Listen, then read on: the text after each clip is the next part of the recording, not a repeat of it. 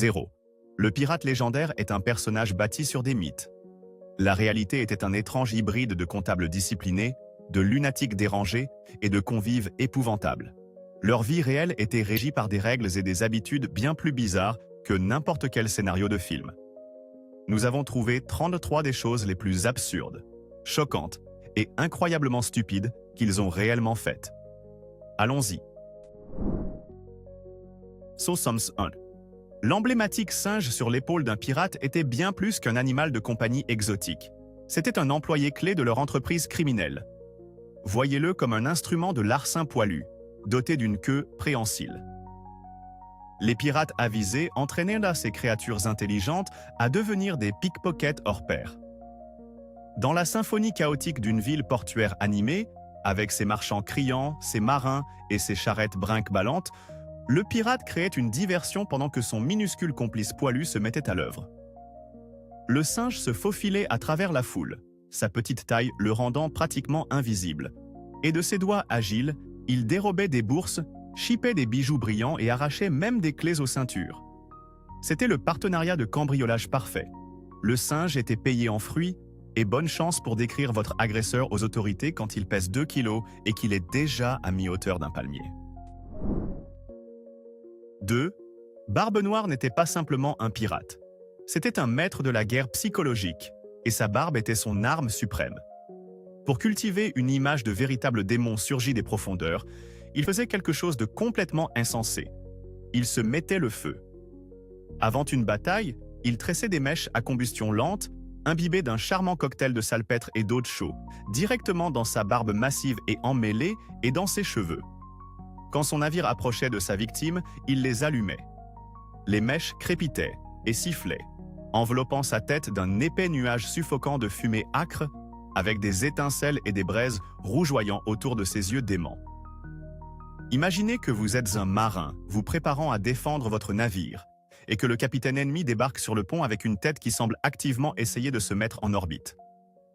La plupart des équipages jetaient tout simplement leurs armes de pure terreur. Pas besoin de boulets de canon, juste un homme dévoué à son image terrifiante. 3. La vie en haute mer consistait en de longues périodes d'ennui écrasant, ponctuées de moments de violence extrême. Alors quand les pirates touchaient enfin terre, ils avaient besoin de se détendre, et leur sport de spectateur préféré était un chef-d'œuvre d'absurdité, les courses de tortues géantes.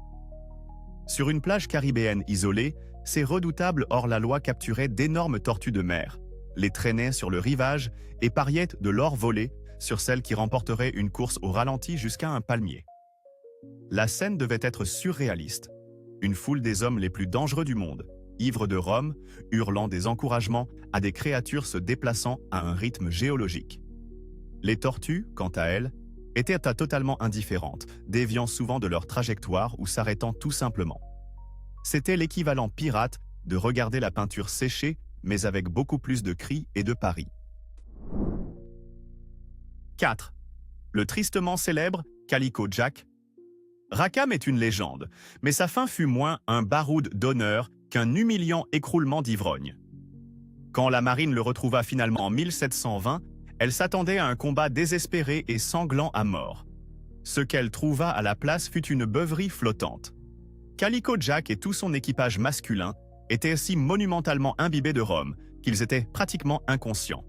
Ils ne pouvaient pas tenir debout, encore moins tirer au canon. Le seul vrai combat vint des 2 femmes à bord, Anne Bonny et Mary Read, qui se battirent avec la fureur de tigresses acculées tout en essayant de rallier les hommes comateux.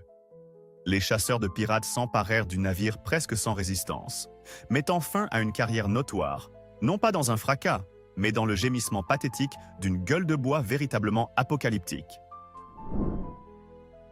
5. La pierre angulaire du régime alimentaire de tout pirate était une abomination culinaire connue sous le nom de hardtack. C'était un simple biscuit de farine et d'eau cuit jusqu'à atteindre la densité d'un matériau de construction. Son principal avantage était sa durée de conservation. Il pouvait survivre à des civilisations entières. Son principal inconvénient était qu'il constituait aussi la pouponnière, l'autel et le cimetière parfait pour les charançons. Ces biscuits étaient presque toujours infestés d'insectes et de leurs larves. Alors que fait un pirate affamé?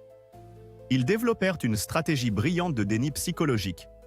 Ils ne mangeaient leur hardtack que dans l'obscurité totale de la cale du navire. La logique était simple. Si vous ne pouvez pas voir les compléments protéinés, grouillants et frétillants que vous croquez, alors ils n'existent techniquement pas. C'était une solution à retourner l'estomac, mais nécessaire, à leur problème de nourriture perpétuellement croustillante. 6. Tous les pirates n'étaient pas des marins endurcis poussés vers une vie de crime. Certains n'étaient que des hommes incroyablement riches, en proie à une catastrophique crise de la quarantaine. Voici Stead Bonnet, le pirate gentleman. C'était un riche et respecté propriétaire de plantation qui, apparemment, s'est réveillé un beau matin, a décidé que sa vie confortable était affreusement ennuyeuse et a acheté impulsivement un navire pirate entièrement équipé. Il engagea un équipage de 70 hommes, leur annonça qu'il était leur nouveau capitaine et prit la mer. Bien qu'il n'eût absolument aucune idée de la manière de naviguer, de commander un équipage ou d'accomplir le moindre acte de piraterie. Il était si incompétent qu'il payait effectivement à ses hommes un salaire régulier prélevé sur sa propre fortune. Il finit par être pris sous l'aile de Barbe Noire, qui le traitait essentiellement comme un neveu riche et embarrassant, nécessitant une surveillance constante. 7. Les pirates furent des pionniers de la guerre non conventionnelle, et l'une de leurs inventions les plus redoutables était le pot puant. Il s'agissait essentiellement d'une forme primitive d'arme chimique conçue pour provoquer un chaos et un dégoût maximaux. Ils prenaient un simple pot en argile et le remplissaient d'une mixture infernale de soufre, de pois, de viande putréfiée, de tripes de poisson et de tout ce qui pouvait produire une odeur nauséabonde et suffocante. Lors d'un abordage, ils allumaient une mèche et lançaient ces pots sur le pont ennemi. Le pot se brisait, libérant un nuage aveuglant et asphyxiant de puanteur pure et militarisée. L'objectif n'était pas simplement d'incommoder les marins ennemis. C'était de les faire paniquer, suffoquer et vomir, brisant complètement leur rang et en faisant des cibles faciles. C'était une tactique d'une efficacité brutale qui remportait des batailles par la seule horreur olfactive. 8. Oubliez l'apparence simple et rude que l'on voit dans les films. Un capitaine pirate prospère avait souvent l'air d'avoir cambriolé une grande maison de couture et décidé de tout porter en même temps. Après avoir capturé un navire opulent, la première chose que faisaient les pirates était de piller les bagages des passagers aristocratiques. Il en résultait le spectacle hilarant d'hommes couverts de cicatrices, hâlés par le soleil et édentés, paradant sur le pont en perruque poudrée, délicats manteaux de soie et élégantes cravates en dentelle. C'était totalement inadapté à la vie en mer, mais il ne s'agissait pas de praticité. C'était une déclaration flamboyante et provocatrice. Ils portaient littéralement leur réussite, transformant les symboles de cette haute société qu'ils méprisaient en un uniforme chaotique et dépareillé de rébellion et de richesses nouvellement acquises. 9. À une époque antérieure à la dentisterie moderne, une rage de dents était une forme de torture implacable, surtout en mer où le régime se composait de biscuits de mer et où le scorbut était un compagnon permanent. Lorsque l'élancement agonisant devenait insoutenable, les pirates recouraient à un « remède » qui ressemble davantage à une punition. Ils prenèrent de la poudre à canon, la mélangeaient avec un peu d'eau ou de rhum pour former une pâte granuleuse et abrasive, puis la frottaient vigoureusement sur leurs dents et gencives douloureuses. La logique, si l'on peut appeler cela ainsi, était que le charbon abrasif et le soufre allaient en quelque sorte récurer la douleur. En réalité, cela devait être atrocement douloureux, endommageant probablement l'émail et enflammant les gencives davantage encore. C'était moins une solution dentaire qu'un acte désespéré, consistant à bombarder le problème avec quelque chose, n'importe quoi, qui semblait puissant. 10. Contrairement à leur image d'anarchistes chaotiques, les navires pirates fonctionnaient selon des modèles économiques étonnamment sophistiqués, incluant une forme remarquablement progressiste d'indemnisation des accidents du travail. Avant un voyage, l'équipage rédigeait et signait un code pirate, ou article d'accord, qui établissait les règles et surtout un barème détaillé de compensation pour les blessures subies en service. Ce n'était pas une vague promesse. C'était une liste de prix macabrement précise pour les parties du corps. La perte d'un bras droit, votre membre principal pour combattre et travailler, pouvait rapporter 600 pièces de 8. Une jambe gauche pouvait valoir 400 et un œil pouvait en rapporter 100. Ce n'était pas né de la compassion. C'était une décision commerciale pragmatique. Cela garantissait que chaque pirate combattait avec une férocité maximale, sachant que même une blessure mettant fin à sa carrière ne le laisserait pas dans la misère. 11. Cet emblématique cache-œil, accessoire incontournable de tout costume de pirate, ne dissimulait très probablement pas une blessure horrible. C'était une astuce biologique ingénieuse et rudimentaire pour obtenir un avantage tactique au combat. Les combats entre navires étaient une danse chaotique entre le soleil aveuglant du pont principal et l'obscurité totale de l'intérieur du navire. En gardant un œil couvert par un cache-œil, le pirate le maintenait en permanence adapté à l'obscurité. Lorsque le combat se déplaçait sous le pont pour piller la cale ou traquer les marins cachés, il lui suffisait de basculer le cache-œil sur l'autre œil. Tandis que ses adversaires tâtonnaient, momentanément aveugles, le pirate disposait d'une vision nocturne instantanée et parfaite. C'était un stratagème simple mais redoutablement efficace qui lui donnait un avantage décisif dans les premières secondes cruciales d'un combat rapproché. 12. Un navire pirate était une poudrière flottante de testostérone, de rhum et d'hommes lourdement armés aux égos fragiles. Pour empêcher leur vaisseau de se transformer en une mêlée sanglante permanente, la plupart des codes pirates imposaient une stricte politique de pas de bagarre à bord. C'était une question de sécurité au travail. On ne pouvait pas laisser des hommes se tailler en pièces au risque d'endommager le gréement, la coque ou d'autres membres essentiels de l'équipage. Mais les différends étaient inévitables. La solution était un processus formel, presque courtois. Toutes les querelles personnelles devaient être réglées sur la prochaine terre disponible. Une fois à terre, les deux pirates en conflit recevaient chacun une épée ou un pistolet et on leur disait de régler l'affaire. C'était une forme bizarre de résolution de conflits programmés, garantissant que toute rage meurtrière s'exerçait en toute sécurité hors site, loin de l'espace de travail commun. 13. Quand on pense aux armes des pirates, on pense aux sabres d'abordage et aux pistolets à silex. Mais quand les munitions venaient à manquer ou qu'ils avaient besoin d'une puissance explosive supplémentaire, les pirates se révélaient être des maîtres de l'improvisation meurtrière.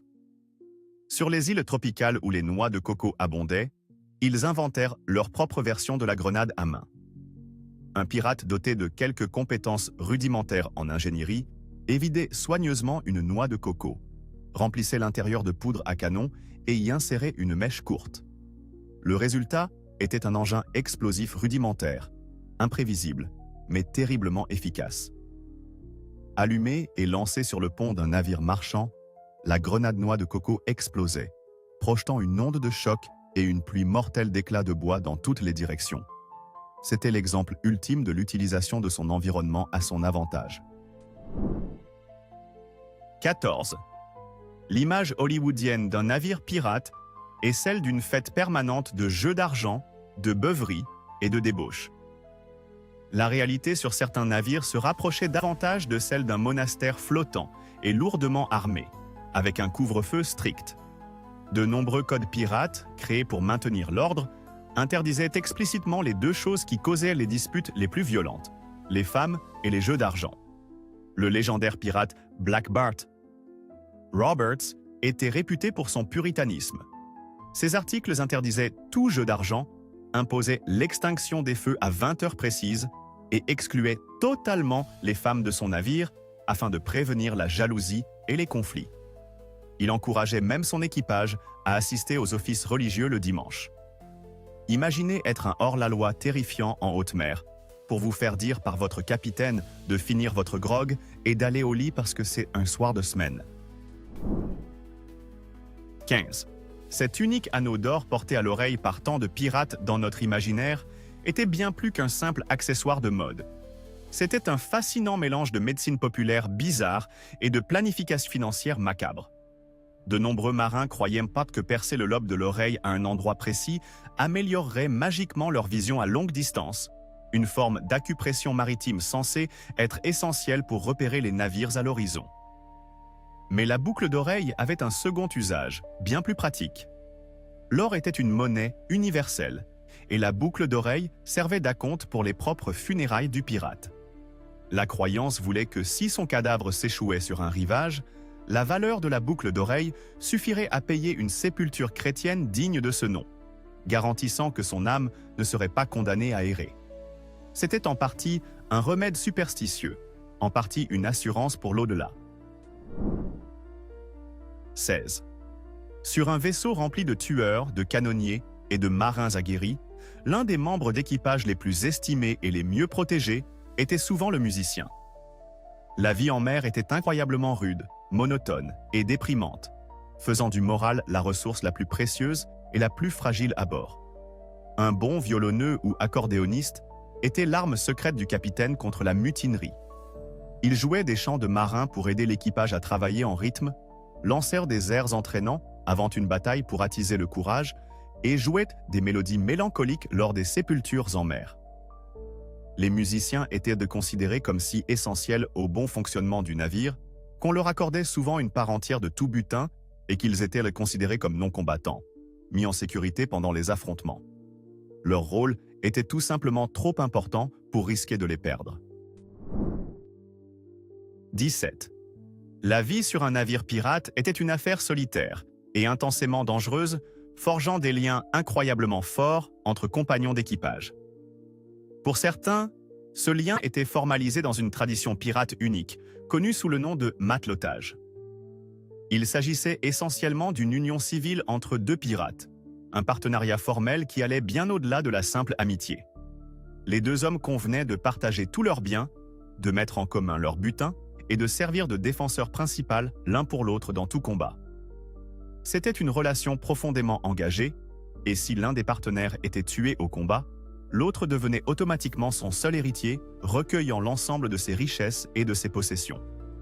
Ce n'était pas un simple arrangement informel, c'était une institution reconnue et respectée dans la société pirate, une alliance pragmatique et puissante qui garantissait à un homme d'avoir toujours quelqu'un pour surveiller ses arrières dans un monde où la trahison était monnaie courante. 18. Imaginez travailler dans le bureau le plus dangereux du monde. Et votre patron est un tyran versatile et lourdement armé qui pourrait légalement vous abandonner sur une île déserte pour avoir osé le contredire. C'était la réalité de nombreux pirates sous les ordres d'un mauvais capitaine. Alors, comment déposer une plainte officielle sans devenir la première personne à marcher sur la planche? Ils inventèrent un stratagème bureaucratique génial appelé Round Robin. Au lieu de signer une pétition ou une liste de doléances en ligne verticale, ce qui aurait identifié le premier signataire comme le meneur, les pirates écrivaient leur nom en cercle autour de la plainte centrale. Cela rendait impossible de déterminer qui avait signé en premier, créant un bouclier parfait de responsabilité collective. C'était une innovation démocratique et salvatrice qui permettait aux équipages d'exprimer leur mécontentement en toute sécurité et, si nécessaire, d'organiser un vote pour destituer leur capitaine incompétent. 19. On imagine les navires pirates comme des dictatures flottantes gouvernées d'une main de fer par un capitaine terrifiant.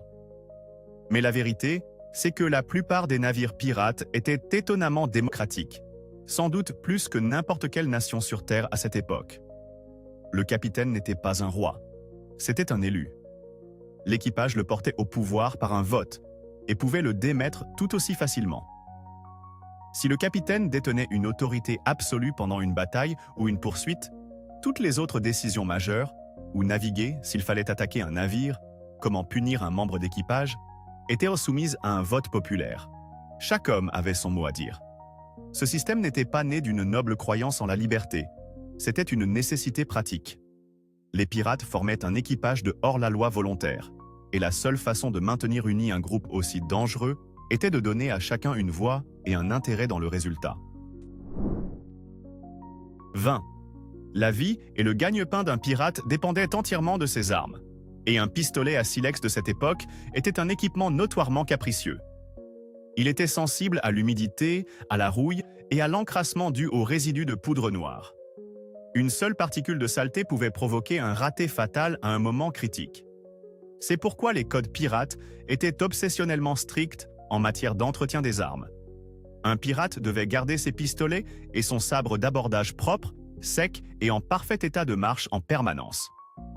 Ne pas le faire était considéré comme une infraction grave, souvent punissable par le fouet ou une réduction de la part de butin. Ce n'était pas une question d'apparence, c'était une question de survie. Sur un navire pirate, une arme sale représentait un danger pour tout l'équipage, et la négligence était le chemin le plus court vers une tombe aquatique. Votre épée et votre pistolet étaient vos compagnons d'équipage les plus importants. 21. Le pavillon Jolly Roger était bien plus qu'une simple décoration effrayante. C'était un brillant outil d'image de marque psychologique et un instrument commercial d'une redoutable efficacité. Hisser le pavillon noir était un message clair et calculé. Il signifiait essentiellement « Nous sommes des pirates, nous sommes des professionnels. Rendez-vous maintenant, sans combattre, et nous prendrons probablement votre cargaison en vous laissant la vie sauve. Nous sommes des hommes d'affaires, pas des bouchers. » C'était leur offre initiale. Cependant, si un navire choisissait de résister, les pirates amenaient dans le pavillon noir et hissaient un pavillon entièrement rouge. Le pavillon rouge avait une signification bien plus simple et bien plus terrifiante. Vous avez refusé notre offre généreuse. Aucun quartier ne sera accordé. Nous allons maintenant tuer chacun d'entre vous jusqu'au dernier. Ce système d'avertissement à 2 niveaux était incroyablement efficace, convainquant d'innombrables navires de se rendre pacifiquement et épargnant aux pirates le temps, les risques et les munitions d'une bataille en bonne et due forme. 22. Après une longue journée de pillage et de terreur en haute mer, que mangeait un pirate au dîner? Souvent, c'était un plat au nom repoussant mais supposément adoré, appelé salmagundi. Ce n'était pas une recette unique, mais plutôt une philosophie culinaire. Trouver tout ce qui est comestible à bord et le hacher menu pour en faire une gigantesque salade chaotique. Les ingrédients pouvaient de comprendre absolument n'importe quoi.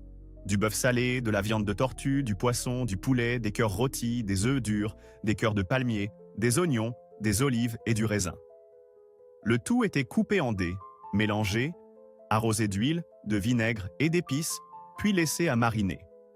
C'était servi froid et devait offrir une explosion de saveurs et de textures contradictoires. Pour des pirates affamés de variété après des semaines à ne manger que du biscuit de mer, ce bizarre ragoût, tout sauf l'évier de la cuisine, était considéré comme un festin gastronomique. 23. Le modèle économique d'un navire pirate était à haut risque, à haute récompense et d'une simplicité brutale. Pas de prise, pas de paix. Contrairement aux marins de la marine ou d'un navire marchand qui recevait un salaire fixe, les pirates étaient essentiellement des travailleurs indépendants rémunérés à la pure commission. Si un voyage était un succès retentissant et qu'il capturait un navire chargé de trésors, chaque membre d'équipage, du capitaine au mousse, recevait une part prédéterminée du butin. Mais s'ils passèrent des mois en mer et revenaient les mains vides, personne ne touchait la moindre pièce. Ce système garantissait que chaque membre d'équipage était pleinement investi dans le succès de l'entreprise. Il n'y avait pas de place pour les tirs au flanc. Votre motivation était directement liée à votre faim et à votre désir de ne pas rentrer au port sans le sou après avoir risqué votre vie pour rien. 24. L'image romantique de pirates enterrant des coffres d'or sur des îles désertes et créant des cartes au trésor élaborées est l'un des mythes les plus tenaces de tous les temps, grâce presque entièrement au roman de Robert Louis Stevenson, L'île au trésor. La réalité est que la grande majorité des pirates n'enterraient presque jamais leurs trésors. Pourquoi? Parce qu'ils n'étaient pas des investisseurs à long terme. La carrière d'un pirate était souvent d'une brièveté brutale, et ils vivaient au jour le jour. Dès qu'ils obtenaient leur part du butin, ils faisaient voile vers le port favorable aux pirates le plus proche, comme Nassau ou Port-Royal, et dépensaient immédiatement tout dans une frénésie spectaculaire de boissons, de jeux et de festivités. Le trésor n'était pas un fonds de retraite. C'était un billet pour la fête la plus grandiose et la plus débridée qu'ils pouvaient en trouver avant de reprendre la mer pour tout recommencer. 25. Un long voyage en mer signifiait une lutte constante pour se procurer de la nourriture fraîche. Si certains navires gardèrent des chèvres ou des cochons, de nombreux pirates transformèrent leurs bâtiments en poulaillers flottants d'une hygiène épouvantable. Ils gardaient des dizaines de poules à bord, les laissant se promener relativement librement.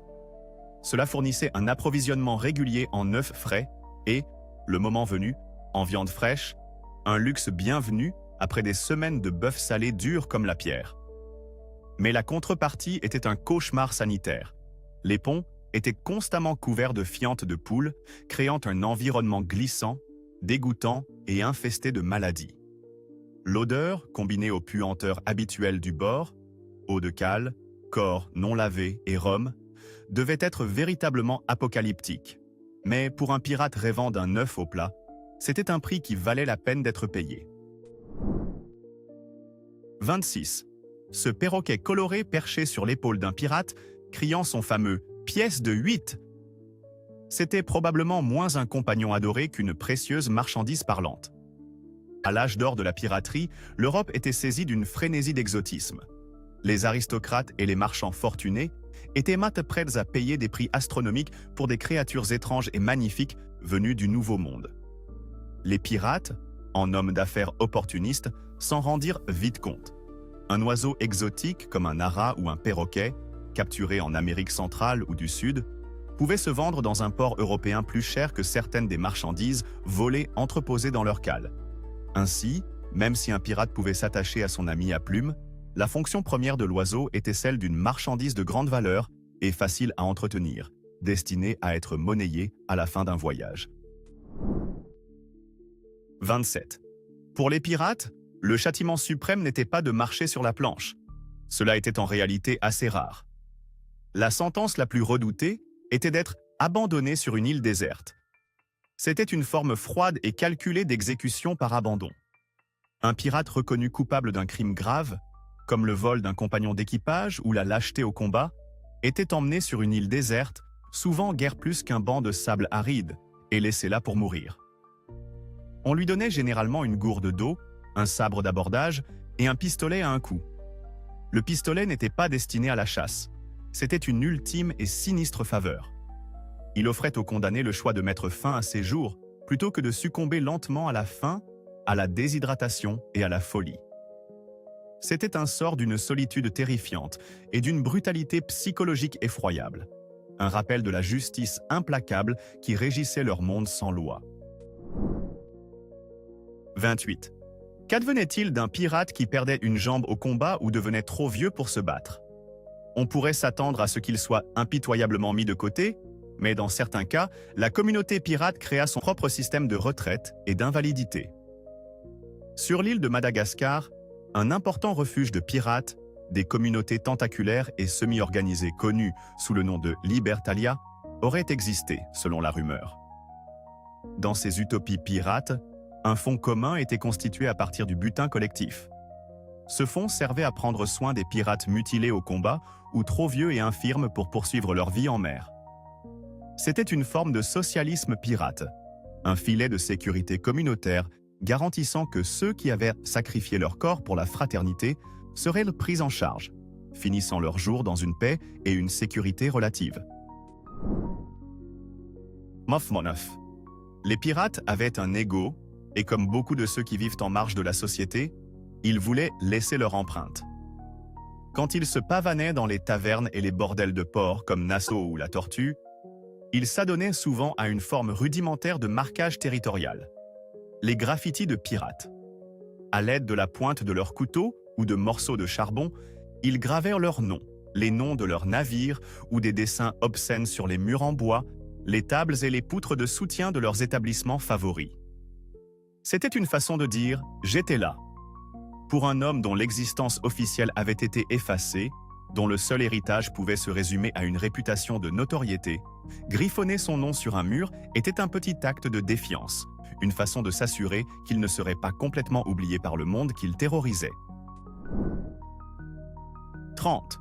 Les pirates les plus habiles n'étaient pas seulement des combattants brutaux, c'étaient des navigateurs hors pair et des stratèges rusés qui utilisaient l'océan lui-même comme une arme. Certains capitaines pirates qui connaissaient intimement les eaux côtières traîtresses des Caraïbes pouvaient accomplir un exploit incroyable de ruse maritime. Ils pouvaient attirer un navire de guerre poursuivant ou un lourd vaisseau marchand dans un chenal ou un détroit précis.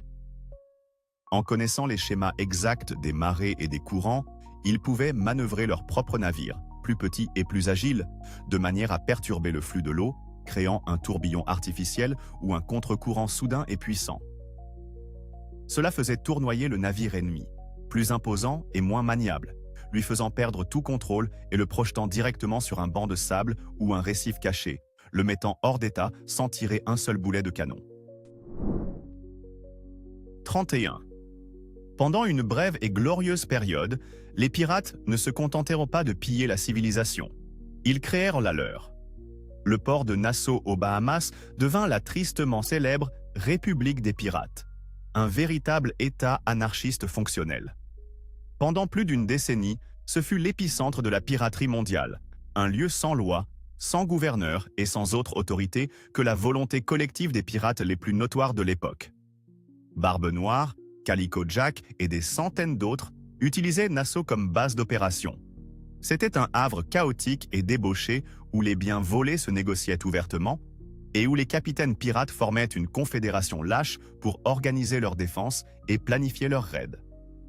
Ce fut une expérience éphémère mais spectaculaire d'autogouvernance hors la loi, une capitale temporaire pour un royaume de voleurs.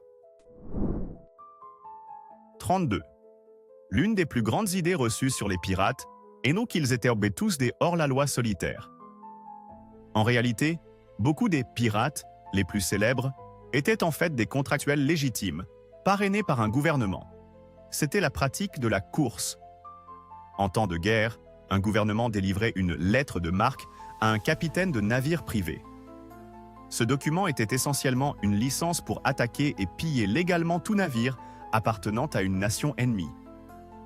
Pour le gouvernement, c'était un moyen peu coûteux de perturber le commerce ennemi sans avoir à construire davantage de navires de guerre. Pour le capitaine, c'était l'occasion de s'enrichir fabuleusement avec la pleine bénédiction de la couronne. Bien entendu, quand la guerre prenait fin, beaucoup de corsaires découvraient qu'ils appréciaient tellement ce mode de vie qu'ils ignoraient tout simplement leur contrat expiré et continuaient à piller tout le monde, devenant officiellement des pirates. 33. Un navire en bois était un écosystème autonome et souvent, l'espèce la plus dominante à bord était le rat. Les infestations de rats pouvaient devenir si catastrophiques qu'elles menaçaient l'ensemble du voyage. Une nuée de rats pouvait dévorer d'énormes quantités de réserves alimentaires, ronger les cordages et même grignoter les marins endormis. Quand la fumigation et la chasse échouèrent, les pirates étaient parfois contraints de recourir à l'option la plus extrême, l'option nucléaire. Ils naviguaient jusqu'à un port sûr, déchargeaient méticuleusement chaque objet de valeur, canons, voiles, butin, provisions, puis ils mettèrent le feu à leur propre navire. Brûler le vaisseau jusqu'à la ligne de flottaison était le seul moyen garanti d'exterminer complètement une infestation de rats d'ampleur biblique. C'était une solution désespérée, coûteuse et d'apparence insensée, mais parfois c'était le seul choix qui s'offrait à eux. 901. Ainsi, le vrai pirate était une contradiction ambulante faite de règles, de chaos et de choix de vie épouvantables. Nous avons déterré 33 exemples de leur absurdité, mais les archives historiques sont vastes et pleines de folies oubliées. Alors voici le défi. Quel est le fait stupéfiant sur les pirates que vous connaissez et qui est si dément qu'il aurait dû figurer en première place de cette liste? Nous voulons le voir dans les commentaires. Maintenant, allez conquérir ce bouton « J'aime » et abonnez-vous pour en découvrir davantage.